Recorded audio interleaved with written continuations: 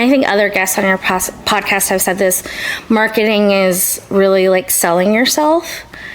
And I don't really see it as selling myself. I see it as more of like sharing parts of myself. Right, like your authentic you, like you said. The parts of myself that really value why I'm running this business.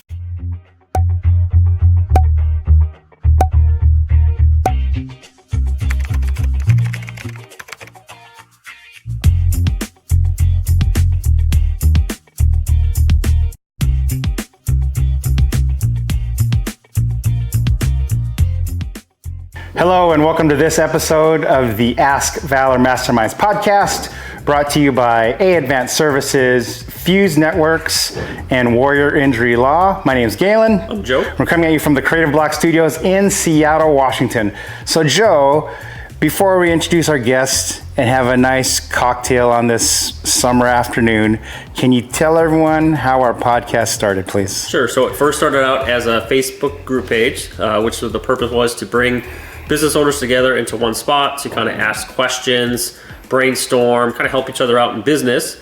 Because we own a marketing company, Valor Marketing, we get asked a lot of questions outside of marketing about running a business. So we thought what a better way and kind of a selfish way would be to bring on different guest speakers to talk about all topics relevant for business owners. Awesome. And we are lucky to have a guest in studio. Gracie, thank you for joining us.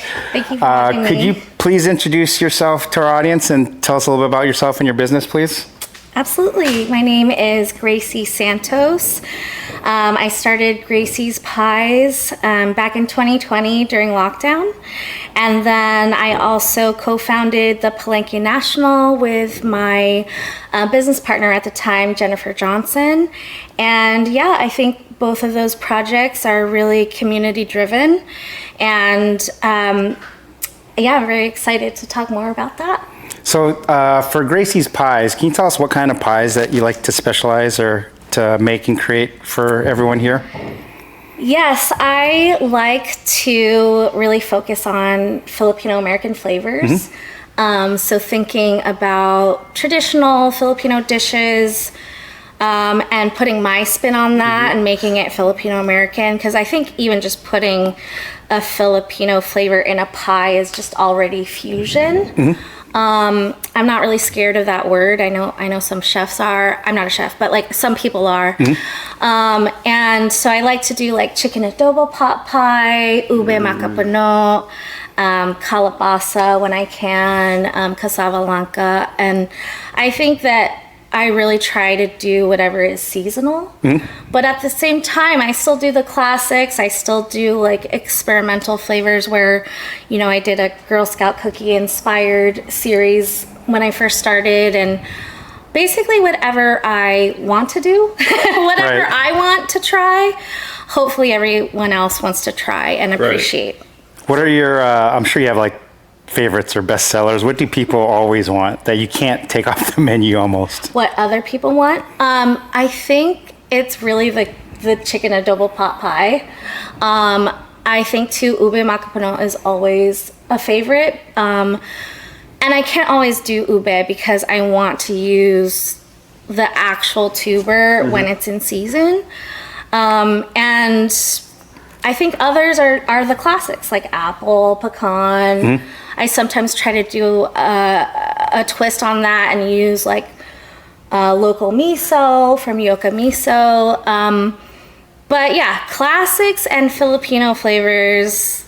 I recently did a Pinakbet galette, which I really loved. What's that? And so it's if you're a Ilocano, that's because it's my dish that means a lot to me. It's like a vegetable stew dish cooked in like shrimp paste, typically with a little bit of pork. And the main vegetables are, my favorite was squash, ampalaya, which is bitter melon, eggplant, sometimes green beans, lima beans. There could be variations. Squash flowers are one of my favorites, but that's what Pinakbet is. So having a pie is something I'm signing up for. Because I could put like a squash blossom on top as like a garnish. I didn't think of that. Yeah. Thank you.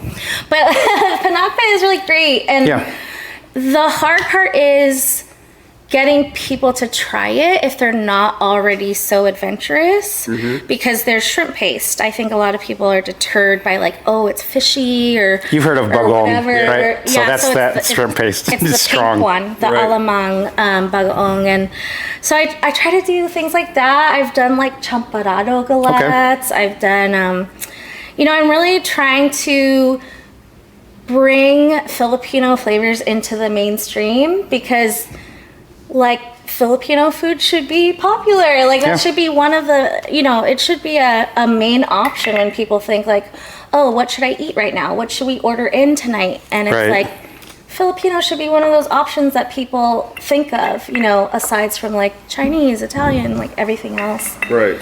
So I don't remember what the question is anymore, but well, I think what now other people like. Yeah, your favorites, So but it's like I think what essentially is whatever is my favorite, I will make and see if it becomes other people's favorites. Awesome. So it really stems from like what I want to try and what I want to eat. Is there anything that you've made that hasn't worked out or would not sell because of whatever reason?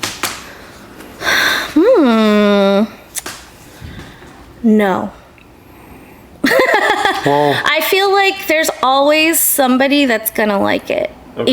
Either if it's, even if I think it's too sweet, like take for example the red velvet cheesecake pie, that is not my favorite. I don't like that. other people love it. But other people love it, and I have like close friends being like, oh, this is the best pie you've ever made. I'm like, what? No. But you know, to each their own. And like, as long as whatever I'm doing or developing or sharing is resonating with other people, like that's mission accomplished.